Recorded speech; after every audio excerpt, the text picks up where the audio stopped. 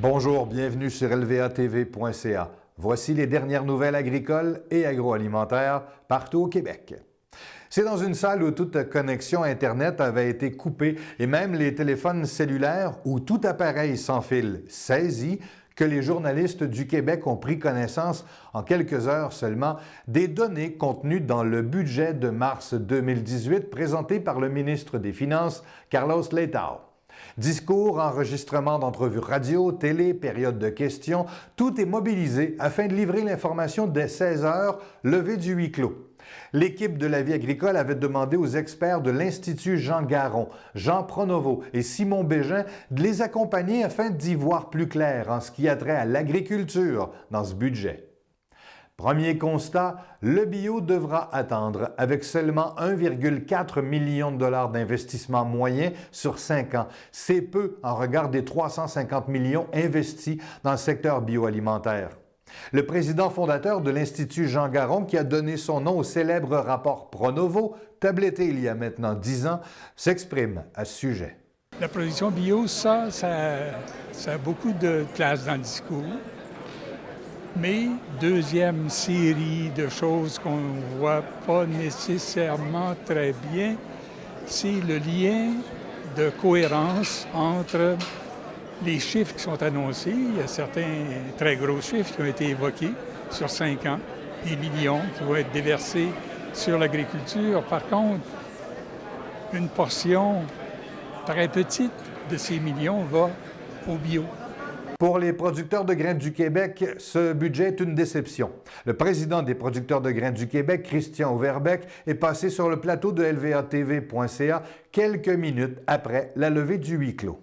Nous, on avait quand même ciblé quelques attentes. Les plus importantes, c'était d'avoir un programme de sécurité de revenus qui aurait été effectif dans des périodes prolongées de bas prix. Actuellement, les programmes qui sont offerts pour le secteur des céréales empêchent cet élément-là et ça rend les producteurs à risque dans un horizon à moyen et long terme.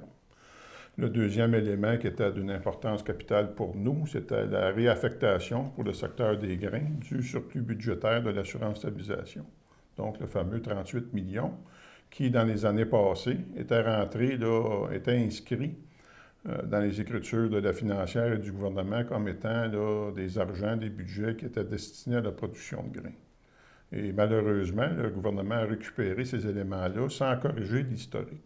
Donc, on considérait de bonne loi que le ministre de l'Agriculture ainsi que ses collègues du gouvernement auraient, avec un plaisir certain, réinvesti ces sommes-là, où les producteurs ont quand même démontré l'importance de recevoir ces argents-là. Le département américain d'agriculture présentera un rapport trimestriel cette semaine dans lequel nous apprenons que le troupeau de porcs devrait s'élever à 72 893 millions de têtes, soit le plus important jamais enregistré à pareille date de l'année. Le nombre de porcs élevés pour la mise en marché afficherait aussi un nombre record en hausse de 3,2 %. Quant au troupeau reproducteur, il augmenterait pour sa part de 1,5 % par rapport à l'an dernier. Le prix hommage Renaud Cyr a été remis au chef du restaurant Le Toqué, Normand Laprise, vendredi dernier, lors d'une soirée où d'autres cuisiniers se sont illustrés. L'organisme Reconnaissance le Renaud Cyr, qui souligne son 20e anniversaire cette année, a aussi récompensé le chef Olivier Raffestin de l'Auberge des Glacis à Lillet, la ferme basque de Charlevoix, le chef Sébastien Bonnefils du Collège privé Mérissi à Québec, les givrés que sont Alexandre Deslauriers et Martin Maheu-Picard et le domaine Neige de Hemingford et ses propriétaires Stéphanie Baudouin et François Pouliot dans différentes catégories.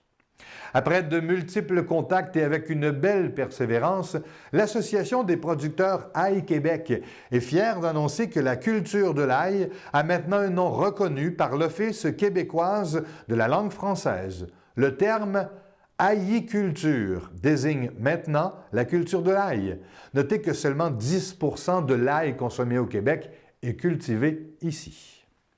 Enfin, le livre de Roméo Bouchard est maintenant disponible à la première librairie, près de chez vous, normalement. L'UPA, un monopole qui a fait son temps, profite aussi d'une préface de quelqu'un qui s'y connaît en monopole syndical.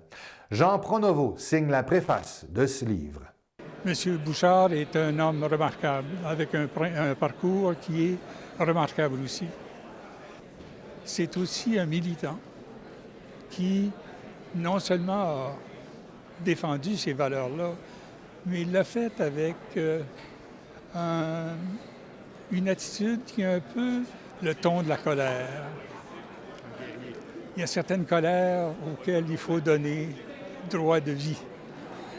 Il y a certaines colères qu'il faut soutenir. M. Bouchard est un de ceux-là. Voilà qui complète ce bulletin de nouvelles agricoles et agroalimentaires partout au Québec. À la prochaine.